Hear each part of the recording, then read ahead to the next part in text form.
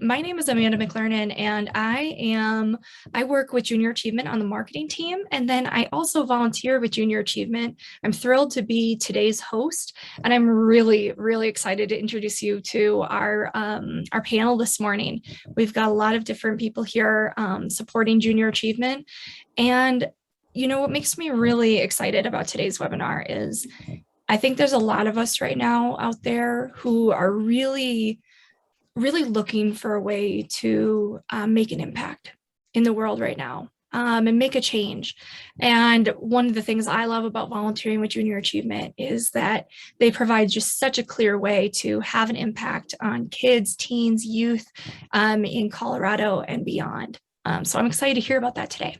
We are going to get kicked off, and I'm going to kick off with asking our panelists to introduce ourselves.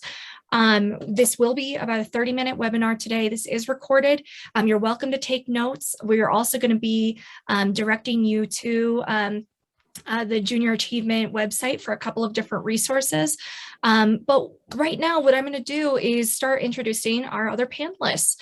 Nuvia, you are a volunteer with Junior Achievement. I'm going to have you introduce yourself, a little bit about your role with Junior Achievement, how long you've been involved, and then a fun question, which I will also have people in the chat answer if they want to participate too. Your favorite small business in Denver or in Colorado? Thanks, Amanda. My name is Nuvia Martinez, and I've been a volunteer with Junior Achievement for, I think, about 6 years. I looked it up yesterday. And I'm also the volunteer coordinator for my company. I have a passion around financial literacy and access to financial literacy for different communities, and it just aligns with JA's vision. My favorite small business is a store called Just Cats, where I go and buy my little tuxedo Fernando. He's a little tuxedo cat, Fernando, lots of toys. He's very spoiled. Oh my gosh, I love that. I love Fernando. And yeah, Junior Achievement, we love entrepreneurship. We love small business. And I love that for Just Cats. That's fantastic. I'm going to go down to Daniel. Daniel, welcome. I know you're a volunteer. You're a board member. Can you tell us a little bit about your roles with Junior Achievement, how long, and of course, your favorite business as well? Yeah, of course. Yeah, good morning, everyone. Daniel Horton, as Amanda mentioned, I'm a 12-year volunteer now, started in 2009, and recently joined the board for Rocky Mountain Junior Achievement. My volunteering experience started in the classroom, evolved to the stock market challenge, and then over to the finance park. So I've kind of done multiple different areas and enjoyed each and every one of them. My favorite small business, great question. There's a little store, if you're familiar with Denver, off Broadway, called the Hope Tank. And what the Hope Tank does is it's a merchandise store where they sell merchandise, and on the back of each product, they have a name of a charity. And based on the merchandise you buy, they donate the proceeds from that purchase to that charity. And so it's a really cool way for them to make a difference, to spread the wealth a little bit to different charities. And not only that, but they have great little gadgets. And if you're ever looking for a birthday gift or something, that's a fantastic place to go. So a little plug for the Hope Tank.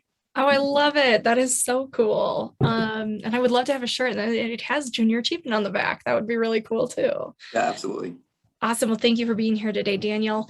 Oliver, I'm so excited to introduce you because you have been involved with Junior Achievement in multiple different facets. You are an alum, you are a scholarship recipient, and you are now a volunteer. Tell us a little bit about your history with JA and then, of course, then your favorite small business in Denver too. Absolutely, Amanda. Happy to be here. Hello, everyone. My name's Oliver Martinez Reyes, and Amanda said, I think, I find JA to be my family. I've sort of crossed and grown up with them as a student recipient of the curriculum in the classroom, a volunteer in second grade for the second grade classroom, and also a scholarship recipient. And overall, I love Junior Achievement because I wouldn't be here if it wasn't for them setting those foundations. But I would say my small business would be something that hits that stomach. So Tacos El Pueblita is a food truck that my family and I always go to. And, I love to see how much they've sort of grown and their expertise.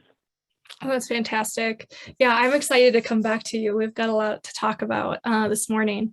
Um, Erin, I'm so excited to have you introduced as well because you are on the Junior Achievement staff. Hello and welcome. Thanks for having me. Thanks for everyone for being here. My name is Erin Sweet. I'm the volunteer manager. Well, that's what we call it in-house, but on my fancy title on the website, it's the manager of volunteer engagement. And I have a great job because I get to work with the people on this panel and a lot of you that are on the call, Dan that just put his in the chat. So it's a great job to work with all the volunteers that are happy to help and willing to donate their time. So I have such a great job. But my favorite small business, I went to this one a lot this summer. I live in Brighton, so we're close to like farm stands and different things. And there's a food truck there that's called Snow to Go. And they have like all these outrageous flavored snow cones. And my kids and I went there like way too many times this summer, but that's one of my favorites. So. It's fantastic. Snow to go. I love it. I'm ready for the real snow here in Colorado. Well, good. Well, let's jump in. What I first want to understand is just a little bit more about Junior Achievement overall and its mission. So Erin, I'm going to come right back to you. Can you just give us, for anyone who might be brand new to Junior Achievement, what is JA's mission? How is the organization work here in Colorado? Sure. So the Junior Achievement mission broad statement is to inspire and prepare students to succeed in the global economy.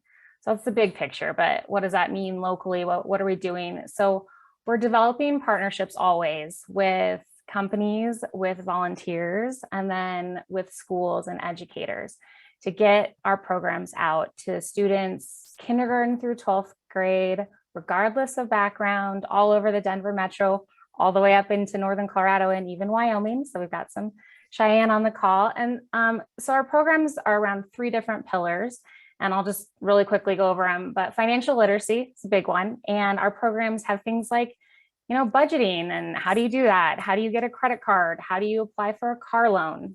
Just really important life skills. And then entrepreneurship. So maybe there's students that have this great idea. How do you take that idea to market? How do you make a business? And how can we connect them with other entrepreneurs from Denver so that they're inspired by that and can get some guidance on those things? And then finally, work readiness. So how do you get a job, or what jobs are even out there? And how can we connect students with what are they passionate about? And then how does that transfer to a career? So we have just these great programs around these 3 pillars, and we want to get those out and all students. And so we provide our programs at no cost to schools, no cost to the students. We don't want any barriers. We want everybody to get these programs either in the classroom or when they come to visit our facilities. That's fantastic. Thank you. Oliver, I'm going to go to you next because you have had that really special experience of being in the classroom on the other side of this. So, when it comes to financial literacy, entrepreneurship, work readiness, can you talk a little bit about the impact that the JA programs had through your career and your experience?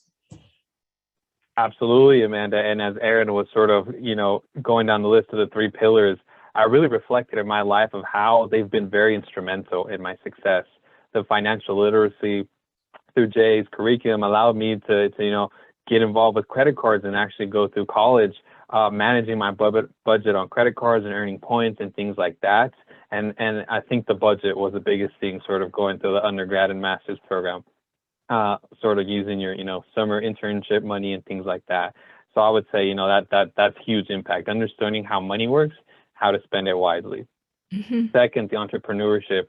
I would say there's been a few years where I got to participate in sort of this fast track program where you go from an idea, really brainstorming who your target market is, all the way through being able to present in front of judges, who actually judge in the real world, either from private equity backgrounds or other backgrounds. But just understanding what are those skills that you need to be a good presenter, to know your product and understand, hey, do I want to be a small business owner? Because at the end of the day, you're wearing all these multiple hats.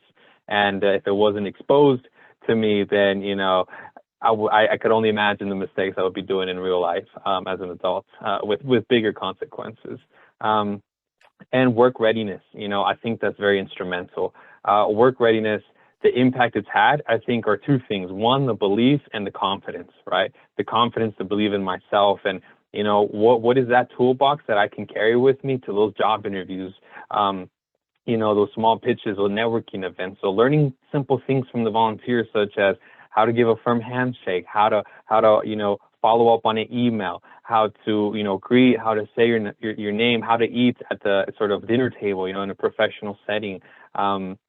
These things seem sort of, things that everyone should know, and as an adult, they come second nature. But as a high school student, middle school student, sort of first time ever hearing about this, it makes a big difference, and it builds that confidence so that next time you're in a room full of adults, you at least know how to, present yourself, shake your hand, eye contact, and 30-second pitch, and then, who knows what can happen there. I've certainly, benefited from many scenarios like that, right time, right place, but I think most importantly, it's the right preparation.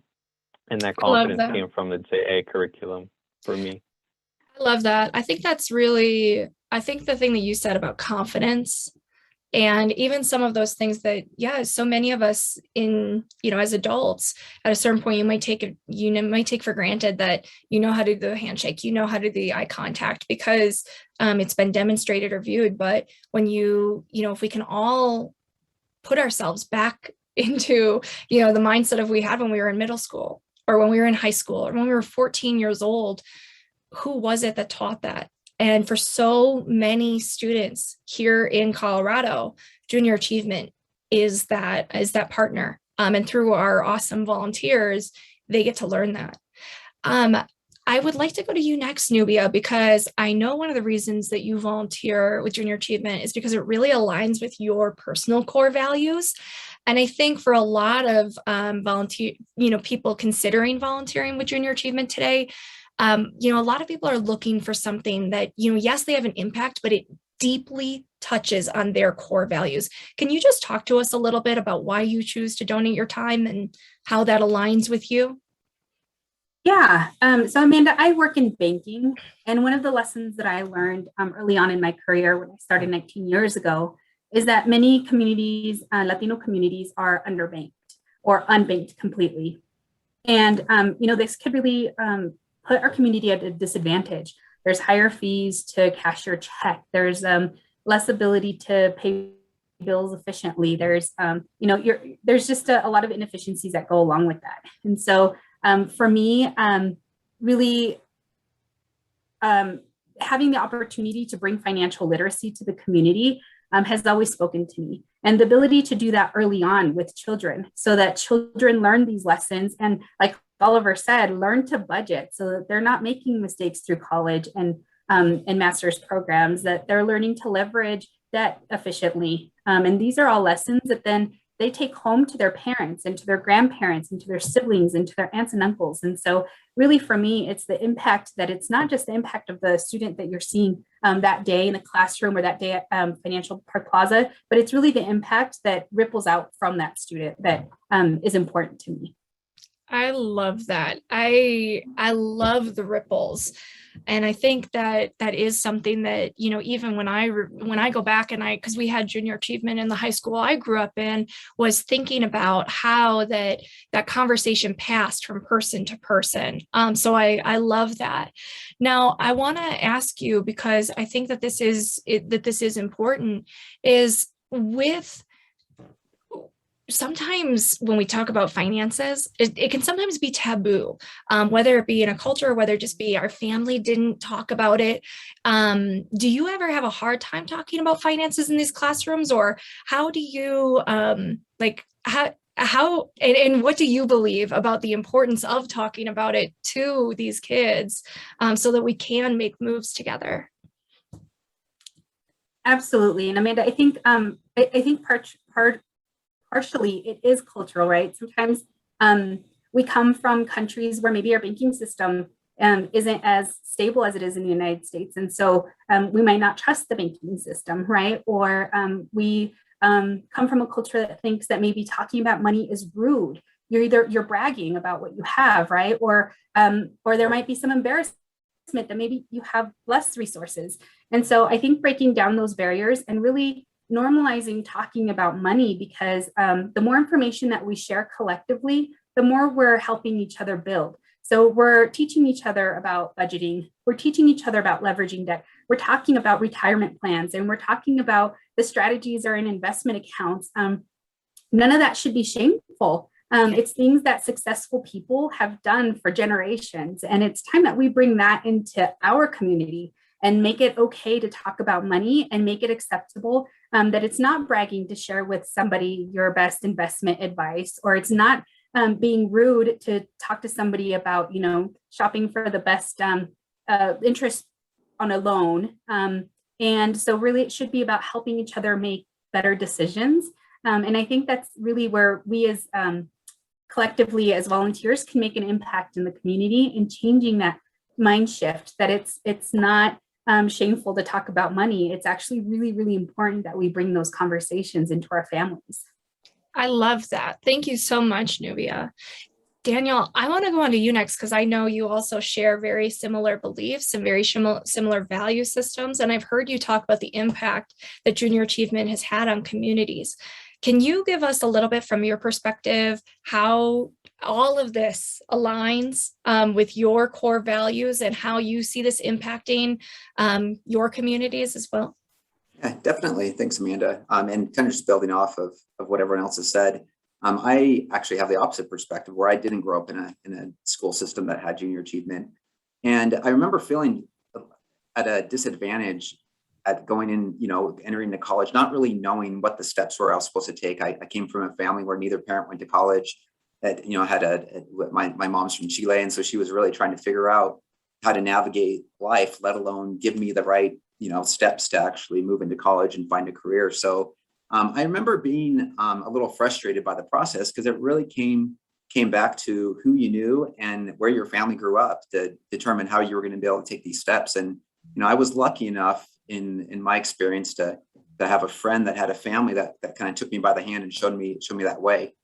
When I started volunteering for junior achievement, I really locked into the values that they share. They're trying to spread this wealth to everyone. They're trying to show everybody a path to do that. And you don't have to be lucky like I was in order to do that. And so that the core belief that junior achievement has to teach financial literacy to children is fundamental to our communities progressing, right? To getting people out of poverty, to getting kids that have real opportunities that they need to get ahead in life. And I love the fact that this organization is not leaving it up to luck anymore. It's doing something to teach these kids what they need to be, where they need to be. Yeah. I also think, as someone who pays rent here in Denver, I also think it's pretty critical to keeping people here in Denver. You know what I mean? If we can help these students understand what it is going to be like to budget, to earn a livable wage, right? And to be able to meet the needs of this city and of what rent requires from people, I think that is going to be key to keeping people in the community and not seeing a turnover, if you will, in people who grew up here but who can't afford to live here, which is a concern. Yeah, that's absolutely right, Amanda. And another piece to that I would mention is it's a very important piece to keep in a diverse community. Yes. I think there's a lot of change happening, especially within Denver, where you have one type of community moving in and taking over. And I think in order to change that flow, we do need volunteers to go out to the schools and teach, especially these kids that are from a minority background, how you survive in this community and how you get ahead, so that we have diversity, right? The last thing we want is one type of person in the community and everyone else to be pushed out. So that's a great point. Yeah, absolutely. I want to have that take us into a next place. Is one of the things right now that junior achievement is especially focused on this year is improving representation, especially in the Hispanic and Latino communities in the classroom. Currently, about 37% of the students that we serve are of Hispanic and Latino descent. But right now, internally at junior achievement, only about 7% of our volunteer base is. I know that's something that we've all been talking about about through the organization, through leadership, through volunteering. But I really want to put it on the table. And I'm going to come to you next, Nubia. Can you talk to us about especially why representation in this way? I know we just talked about what that means for a diverse community, but can you tell us what's on your heart in this area? Yeah, and Amanda, I can talk about my personal experience. I grew up in a really small town on the western slope of Colorado. And when I was growing up there, it had a very small Latino population. I was one of 4 to graduate my high school. And so I never had that role model where I had teachers that looked like me. I never went to the bank and saw bankers that looked like me, or other professional people that looked like me. And so for me to go into a classroom and to be able to identify with those students, it's so powerful to me that I hope that they see themselves in me. And I get emotional talking about it, but it's just really rewarding to be able to say, hey, I speak Spanish, I'm from Mexico, and then, the students light up, and then they want to be more engaged, and they want to share about what country they're from and what their favorite snacks are, and they want to tell me about their families. And it's just so meaningful that they really do have somebody that looks like them in a classroom in front of them. Yeah, that's amazing. That's so important. Thank you so much for talking to that. I think it's something we can all think about. And if we have anyone here who, again, is considering volunteering, if you have any questions, you can go ahead and drop them in the chat. I'm going to keep us moving because we are keeping this on a nice and tight schedule today. I really want to go back to Erin, and I want to talk about, can you talk about specifically who makes a good junior achievement volunteer? From a time perspective, and then what are we looking for right now from junior achievement? And while you're doing that, I'm going to pull up just a visual aid for us as well. Okay. Sure.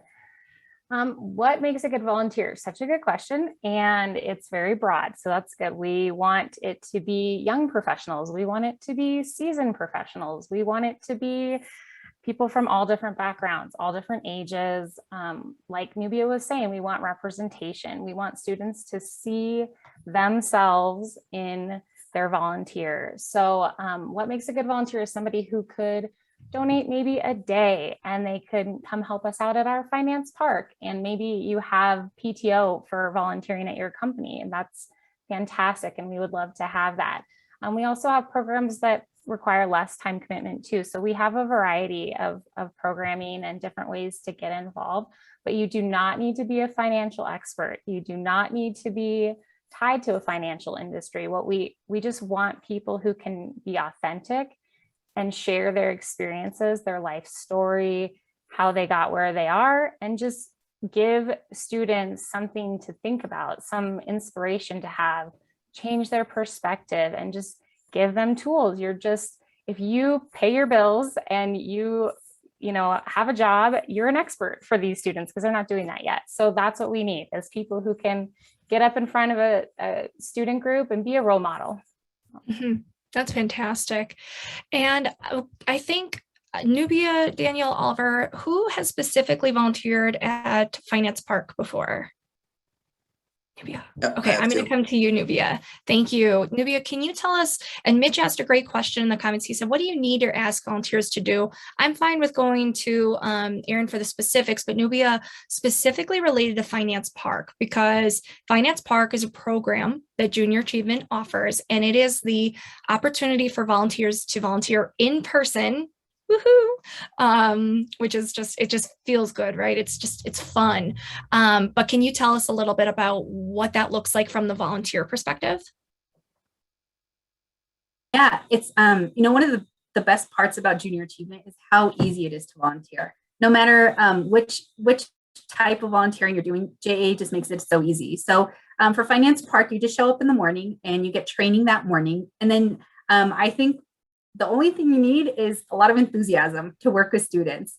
Other than that, you get to kind of follow a group of students around and help them navigate the real world that they're put into. And it's really fun. It's really fun to see students say, oh, I'm going to buy myself a Ferrari. And then they get their salary and they realize that they've got 3 kids and they've got insurance to pay, and then they say, you know what, I'm just going to buy myself a sensible little 4-door sedan so I can cart my kids around to soccer practice. And so it's really fun to watch them make those connections.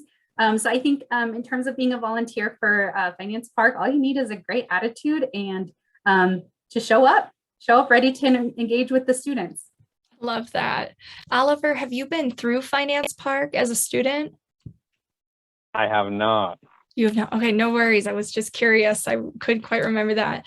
Aaron, can you talk to us a little bit about what a volunteer would experience if they were, because right now I know this is our #1 volunteer need. So if someone is in the audience today thinking about how to get involved with junior achievement, what might the next steps look like for saying, okay, I'm interested in this. Okay, I care about this mission. This aligns with what I want to do. I have the time. What does this look like after that? Great. So in a minute, Chris, my colleague's going to put in the chat the link to our website. It's really as simple as going to our website and checking out our volunteer opportunities.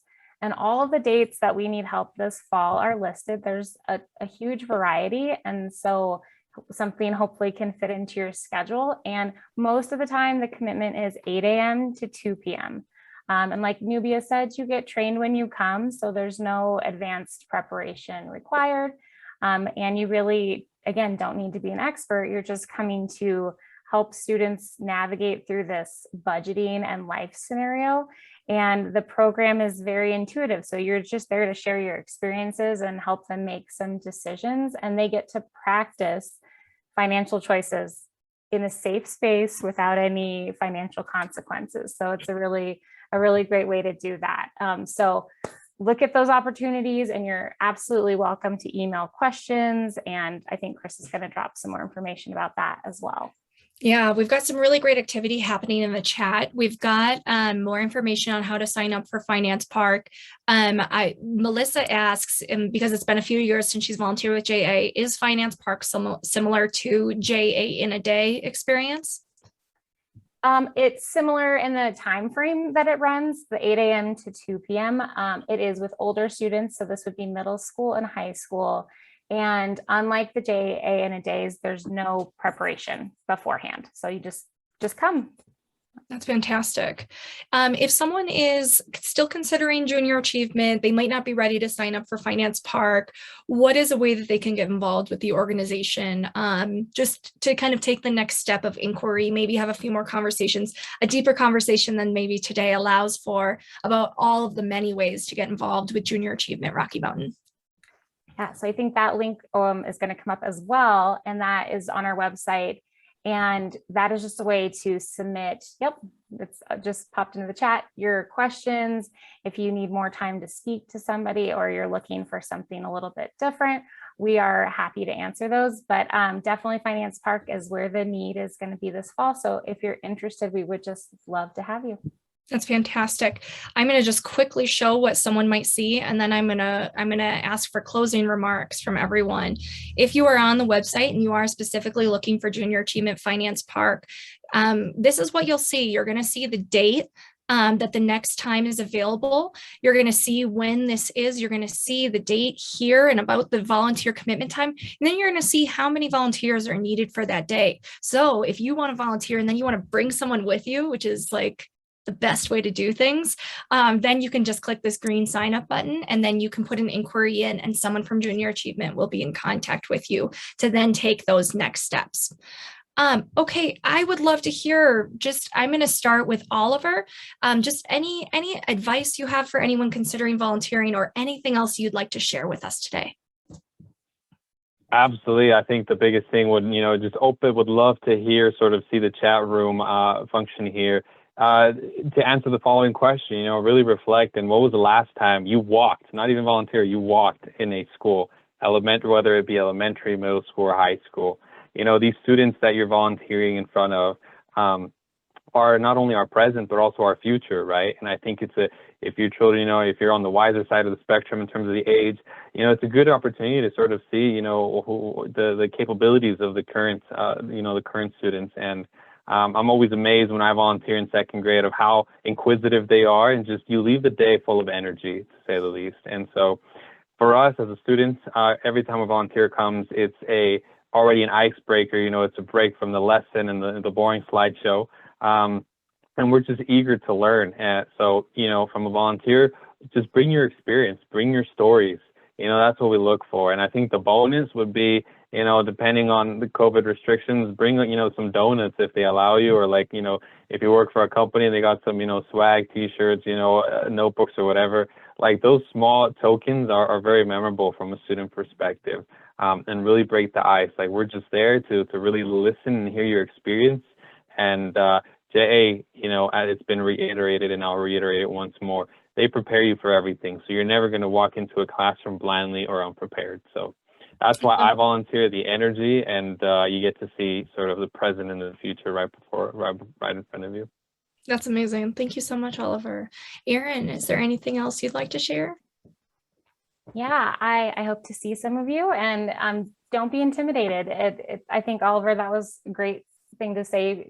These students, they just want to interact with people, new people, somebody different, someone they haven't heard from. So it's such a great experience. And one of my colleagues the other day just said, you never know when you might be volunteering and presenting for the next Oliver, because we want to inspire people like Oliver every day. So come join us.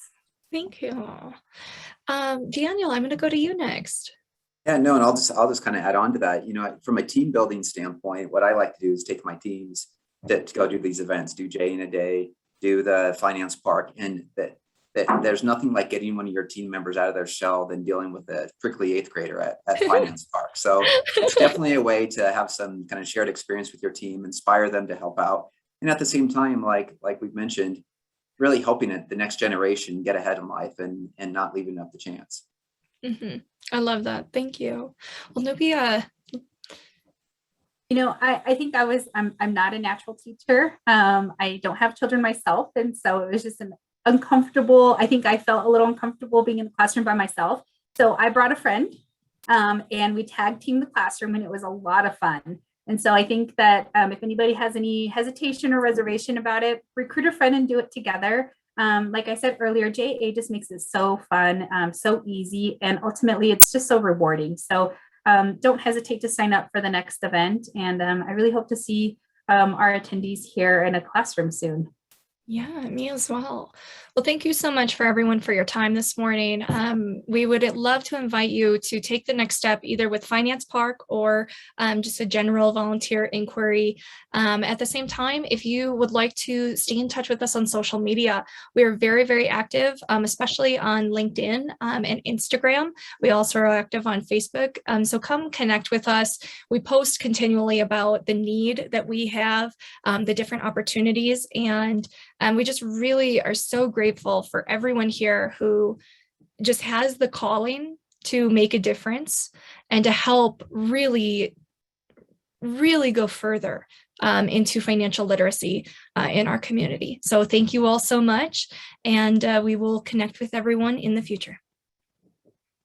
Goodbye.